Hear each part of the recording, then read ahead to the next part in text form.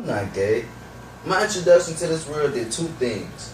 One, it saved me from a life in prison for murder, which is probably where I would have wound up, which is how, because the gay world showed me that you didn't have to beat up every man you saw or hurt people to make a point. It gave me a whole other attitude, a calmer attitude. Two, it taught me never to be homophobic, even before there was such a term. I think it's because I grew up in a period, especially later on, when the people I looked up to were like my heroes. That's what I like about the period. That man could say he liked both, that he appreciated both the look of a man and the look of a woman without being stereotyped. People ask me how it all started. They ask me where I grew up at or how I got into acting and so on. Well, the truth is, I was born in Florida.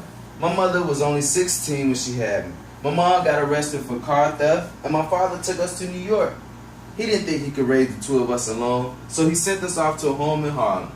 Then when I turned 14, we went to live with our grandparents up in Queens. Unfortunately, we didn't stay with them very long. I got expelled from school about a little later for socking the principal in the jaw because he called my father a coward. Not too long after that, I started stealing cars just for the kicks and got shot in the leg while trying to get away in the Chevy Nova I had just picked up. I got sent to a rehabilitation camp upstate. It was around the time a lot of people started calling me Lil Joe. Anyway, I managed to escape from there and hitchhike all the way south of the border to Juarez, Mexico. After bumming around Mexico for a while, I went back to LA and got asked to do some modeling for a guy named Bob Miser. I was only 15 years old at the time. He paid me quite well, even though at the time I would have done it just for a hot meal and place to sleep.